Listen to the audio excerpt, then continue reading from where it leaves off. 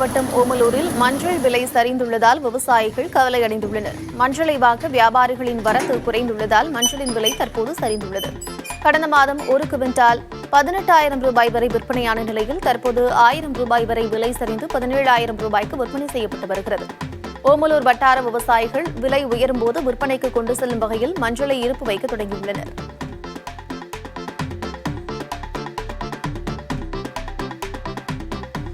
திருவண்ணாமலை மாவட்டம் வந்தவாசி அருகே பட்டாவில் பெயர் மாற்றம் செய்வதற்கு கையூட்டு பெற்ற கிராம நிர்வாக அலுவலர் கைது செய்யப்பட்டார்.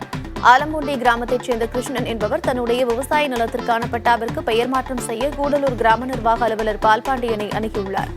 அப்போது அவர் பட்டா மாறுதலுக்காக 5,000 ரூபாய் கையூட்டு கேட்டதாக லஞ்ச ஒழிப்பு காவல்துறைக்கு தகவல் கிடைத்தது. இதனைத் தொடர்ந்து ரசாயனம் தடவிய 2,000 ரூபாயை லஞ்ச ஒழிப்பு காவல்துறை அதிகாரிகள் கிருஷ்ணனிடம் வழங்கினர். இதனை பெற்றுக் கொண்ட கிராம நிர்வாக அலுவலர் பால்பாண்டியனை லஞ்ச ஒழிப்புத்துறை அதிகாரிகள் கையும் களவுமாக பிடித்து கைது செய்தனர்.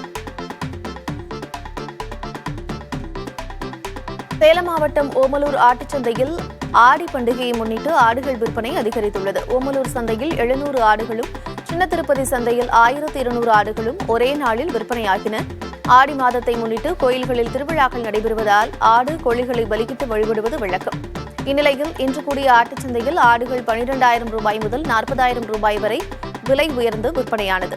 2 கோடி ரூபாய்க்கு மேல் வர்த்தகம் நடைபெற்றதால் வியாபாரிகள் மகிழ்ச்சியடைந்தனர். மாஞ்சோலை தோட்ட தொழிலாளர்களின் வாழ்வாதாரத்தை பாதுகாக்க கோரி மதுரை அண்ணாநகர் பகுதியில் மாஞ்சோலை தொழிலாளர் வாழ்வுரிமை பாதுகாப்பு கூட்டமைப்பினர் ஆர்ப்பாட்டத்தில் ஈடுபட்டனர். வழக்கறிஞர் ராபர்ட் சந்திரகுமார் தலைமையில் நடைபெற்ற இந்த போராட்டத்தில் 30க்கும் மேற்பட்டோர் பங்கேற்றனர்.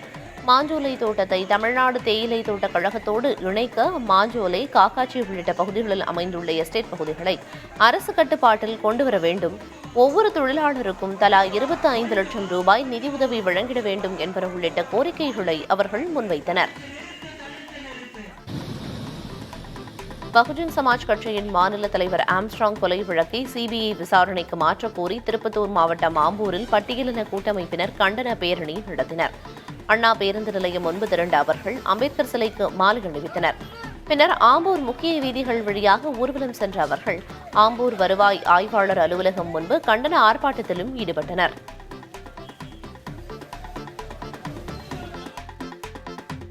தொடர் மழையால் கோவை மாவட்டம் பொள்ளாச்சி அருகே ஜமீன்முத்தூர் பகுதியில் சின்னசாமி மற்றும் பஞ்சலிங்கம் ஆகியோரின் வீடுகள் இடிந்து விழுந்தன.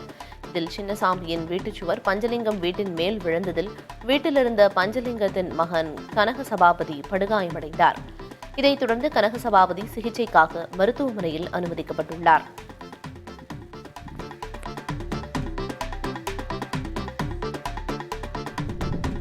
விருதுநகர் மாவட்டம் ஸ்ரீவில்லிபுத்தூர் அருகே பிளவக்கல் அணை பகுதியில் யானைகள் கூட்டம் முகாமிட்டுள்ளதால் பொதுமக்கள் யாரும் தடையை மீறி அணை பகுதிக்கு செல்ல வேண்டாம் என வனத்துறை சார்பில் எச்சரிக்கை விடுக்கப்பட்டுள்ளது. கடந்த சில நாட்களாக மேற்கு தொடர்ச்சி மலைப்பகுதியில் இருந்து அடிவாரத்தை நோக்கி கூட்டம் கூட்டமாக வரும் யானைகள் தற்போது பிளவக்கல் பெரியார் அணை பகுதியில் முகாமிட்டுள்ளன.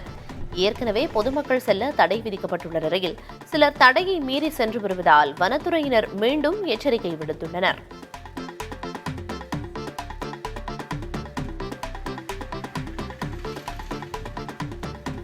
மதுரை அழகர் கோயிலில் கள்ளழகர் கோயில் ஆடித்திருவிழா தேரோட்டம் நடைபெறவுள்ள நிலையில் தேரை தயார்படுத்தும் பணி மும்முரமாக நடைபெற்று வருகிறது.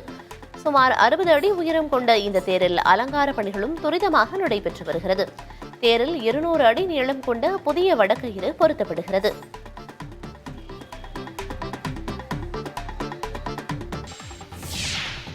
சென்னையில் ஆகஸ்ட் மாதத்தில் ஃபார்முலா 4 கார் பந்தயம் நடைபெறும் என அறிவிக்கப்பட்டுள்ளது. சென்னையில் கடந்த டிசம்பர் மாதம் 9 மற்றும் 10ஆம் தேதிகளில் ஃபார்முலா 4 கார் பந்தயம் நடைபெற இருந்தது. அதற்காக பல கோடி ரூபாயை செலவழித்து தமிழக அரசு பல்வேறு ஏற்பாடுகளை செய்திருந்தது. ஆனால் கனமழை, மிக்ஜாம் புயல் வெள்ளத்தால் ஃபார்முலா 4 கார் பந்தயம் ரத்து செய்யப்பட்டது. இந்நிலையில் வரும் ஆகஸ்ட் 31 மற்றும் செப்டம்பர் 1ஆம் தேதி நடைபெறும் என்று அறிவிக்கப்பட்டுள்ளது.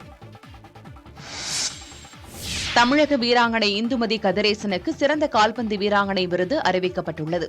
அகில இந்திய கால்பந்து சம்மேளனத்தின் சார்பில் விருது வழங்கும் விழா டெல்லியில் நடைபெற்றது.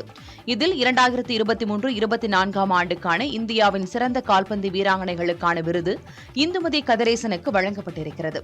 இந்திய மகளிருக்கான கால்பந்து லீக் போட்டியில் ஒடிசா FC அணி வெற்றி பெறுவதில் முக்கிய பங்காற்றிய அவர் 5 கோல்களை அடித்தார். கடலூர் மாவட்டத்தைச் சேர்ந்த இந்துமதி தமிழ்நாடு காவல்துறையில் பணியாற்றி வருகிறார். தமிழ்நாட்டைச் சேர்ந்த வீராங்கனை ஒருவர் இந்த விருதை பெறுவது இதுவே முதல் முறையாகும். சிறந்த கால்பந்து வீரர் விருதை மிசோரத்தைச் சேர்ந்த லாலியன் ஜூலா சாங்தே பெற்றார். மதுரை திருமங்கலம் அருகே மூதாட்டியை கொலை செய்து 65 சவரன் நகைகளை கொள்ளையடித்த மருமகள் உட்பட 2 கைது செய்யப்பட்டனர். வாகைக்குளம் கிராமத்தில் தனியாக வசித்து வந்த மூதாட்டி காசம்மாள் சந்தேகத்திற்கிடமான முறையில் இறந்து கிடப்பதாக காவல்துறைக்கு புகார் அளிக்கப்பட்டது. இதன் அடிப்படையில் தனிப்படை அமைத்து குற்றவாளிகளை தேடி வந்த காவல்துறையினர் தீவிர விசாரணை மேற்கொண்டதில் மூதாட்டியின் மருமகள் மற்றும் பாக்கியராஜ் என்பவரையும் கைது செய்தனர். மேலும் அவர்களிடமிருந்து 65 சவரன் தங்க நகைகளையும் பறிமுதல் செய்தனர். விசாரணையில் மருமகளின் தகாத உறவை மூதாட்டி கண்டித்ததால் இருவரும் சேர்ந்து இக்கொலையை அரங்கேற்றியதுடன் கொள்ளை போல சித்தரித்ததும் தெரியவந்தது. தேனி மாவட்டம் ஆண்டிப்பட்டி பகுதியில் 1 கிலோ தக்காளி 50 ரூபாய் முதல் 60 ரூபாய் வரை விலை குறைந்து விற்பனையாகிறது. தர்மத்துப்பட்டி, முத்தன்னம்பட்டி உள்ளிட்ட பல்வேறு கிராமங்களில் பெய்த கனமழை காரணமாக தக்காளி விளைச்சல் பாதிக்கப்பட்டு வரத்து அடியோடு சரிந்தது. இதன் எதிரொலியாக ஆண்டிப்பட்டி யானை மார்க்கெட், சந்தைப்பேட்டை பகுதிகளில் 14 கிலோ எடை கொண்ட தக்காளி பெட்டி 1300 ரூபாய்க்கும், ஆண்டிப்பட்டி நகர் பகுதியில் சில்லறை விற்பனையாக 1 கிலோ தக்காளி 100 ரூபாய் முதல் 110 ரூபாய் வரையும் விலை போனது.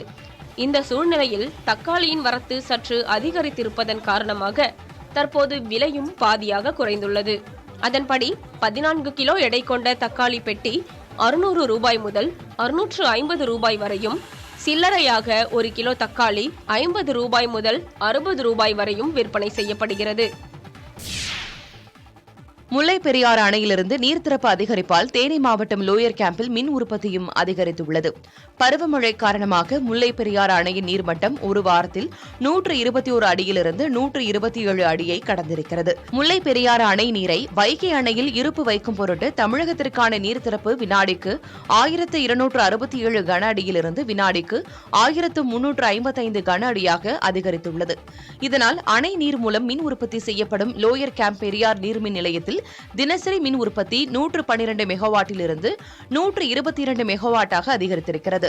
4 ஜெனரேட்டர்கள் மூலமாக 168 மெகாவாட் மின் உற்பத்தி திறன் கொண்ட மின் நிலையத்தில் தற்போது 3 ஜெனரேட்டர்கள் இயக்கப்பட்டு தலா 42, 40, 40 என 122 மெகாவாட் மின் உற்பத்தி செய்யப்படுகிறது. மதுரை போதைப்பொருள் தடுப்பு நுண்ணறிவு பிரிவால் பறிமுதல் செய்து வைக்கப்பட்டிருந்த காருக்கு தீ வைத்த அடையாளம் தெரியாத நபரை காவல்துறையினர் தேடி வருகின்றனர். மதுரை விஸ்வநாதபுரம் பகுதியில் போதைப்பொருள் தடுப்பு நுண்ணறிவு பிரிவு அலுவலகம் செயல்பட்டு வருகிறது. அலுவலகத்தின் அருகே உள்ள தெருவில் அப்பிரிவினரால் போதைப்பொருள் வழக்குகளில் பறிமுதல் செய்யப்படும் வாகனங்கள் நிறுத்தி வைக்கப்பட்டுள்ளன. அவ்வாறு நிறுத்தி வைக்கப்பட்டிருந்த காருக்கு அடையாளம் தெரியாத நபர் தீ வைத்துள்ளார். இச்சம்பவம் குறித்து தல்லாக்குளம் காவல்துறையினர் வழக்கு பதிவு செய்து மர்ம நபரை தேடி வருகின்றனர். கடந்த மே மாதம் இதேபோல போதைப்பொருள் தடுப்பு நுண்ணறிவு பிரிவினரால் பறிமுதல் செய்யப்பட்ட 2 இருசக்கர வாகனங்களுக்கு மர்ம நபர்கள் தீ வைத்திருந்தது குறிப்பிடத்தக்கது.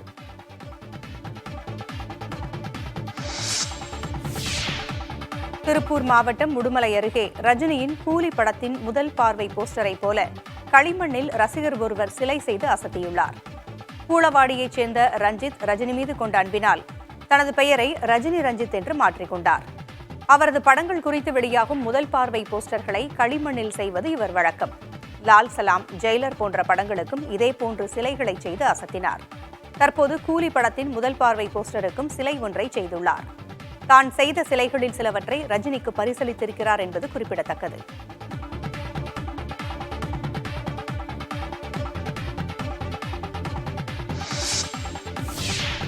கோவா அருகே கண்டெய்னர் சரக்கு கப்பலில் ஏற்பட்ட தீ விபத்தில் சிக்கி ஒருவர் உயிரிழந்தார்.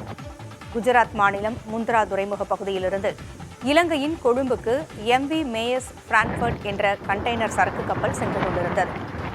இதில் உக்ரைன், பிலிப்பைன்ஸ், மாண்டனெக்ரா உள்ளிட்ட நாடுகளைச் சேர்ந்த கப்பல் குழுவினர் 21 பேர் பயணம் செய்தனர். இந்நிலையில் கோவாவிற்கு அருகே உள்ள கடல் பகுதியில் சென்றபோது அந்த கப்பலில் திடீர் தீ விபத்து ஏற்பட்டுள்ளது. குறைந்த மின்னழுத்தம் காரணமாக ஏற்பட்ட இந்த தீ விபத்தை தொடர்ந்து கப்பல் முழுவதும் தீ பரவியது. தீயை அணைக்க கப்பல் குழுவினர் முயற்சித்தது பலனளிக்காமல் போகவே கடலோர காவல் படையினருக்கு தகவல் தெரிவிக்கப்பட்டது. பின் 3 கப்பல்களில் வந்த கடலோர காவல் படையினர் நீண்ட நேரம் போராடி தீயை அணைத்தனர். இந்த தீ விபத்தில் சிக்கி ஒருவர் உயிரிழந்தார்.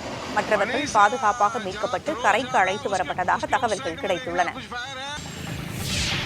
சேலம் மாவட்டம் தலைவாசல் தினசரி காய்கறி சந்தையில் வரத்து குறைவால் தக்காளி விலை அதிகரித்து கிலோ 80 ரூபாய் முதல் 90 ரூபாய் வரை விற்கப்படுகிறது. தலைவாசலில் தினசரி காய்கறி சந்தை தமிழகத்தில் 2வது பெரிய காய்கறி சந்தையாகும். இங்கு சேலம் மாவட்டம் மற்றும் கர்நாடகா, ஆந்திராவிலிருந்து தக்காளி விற்பனைக்காக கொண்டுவரப்படுகிறது. கடந்த வாரம் தக்காளி கிலோ 20 ரூபாய் முதல் 30 ரூபாய் வரை விற்கப்பட்ட நிலையில் மழை காரணமாக தக்காளி விளைச்சல் பாதிக்கப்பட்டு வரத்து குறைந்தது. இதனால் 600 ரூபாய் முதல் 800 ரூபாய் வரை விற்பனை செய்யப்பட்டு வந்த 27 கிலோ கொண்ட தக்காளி பெட்டி தற்போது 1500 ரூபாய்க்கு விற்கப்படுகிறது. எனவே சில்லறை விற்பனையில் தக்காளி விலை அதிகரித்து தற்போது கிலோ 80 ரூபாய் முதல் 90 ரூபாய் வரை விற்கப்படுகிறது.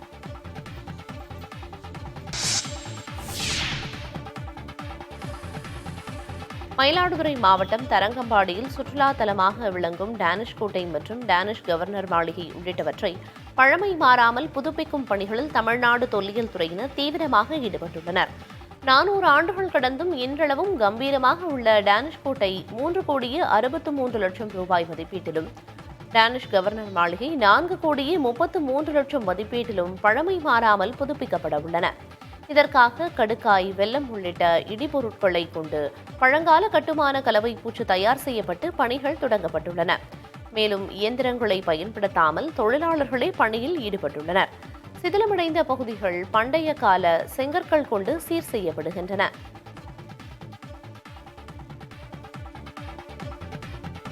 மாவட்டம் மேட்டுப்பாளையம் பில்லூர் அணையில் இருந்து வினாடிக்கு 10,000 கனஅடி உபரி நீர் வெளியேற்றப்படுவதால் வெள்ள அபாய எச்சரிக்கை விடுக்கப்பட்டுள்ளது. பில்லூர் அணையின் நீர்பிடிப்பு பகுதிகளான நீலகிரி மற்றும் கேரள மலைக்காடுகளில் கடந்த 1 வார காலத்திற்கும் மேலாக கனமழை வெளுத்து வாங்கி வருகிறது. இதன் காரணமாக அணைக்கான நீர்வரத்து அதிகரித்து அணையின் நீர்மட்டம் முழு கொள்ளளவை எட்டியதுடன் நீர்வரத்து அப்படியே உபரி நீராக பவானி ஆற்றில் திறந்துவிடப்படுகிறது. இதனால் பவானி கரையோரம் வசிக்கும் மேட்டுப்பாளையம் மற்றும் சிறுமுகை பகுதி மக்களுக்கு 5ஆம் நாளாக இன்றும் வெள்ள அபாய எச்சரிக்கை விடுக்கப்பட்டுள்ளது. மேலும் ஆற்றில் இறங்கவோ மீன்பிடிக்கவோ பரிசல் பயணம் மேற்கொள்ளவோ வேண்டாம் என்று மாவட்ட நிர்வாகம் சார்பில் அறிவுறுத்தப்பட்டுள்ளது.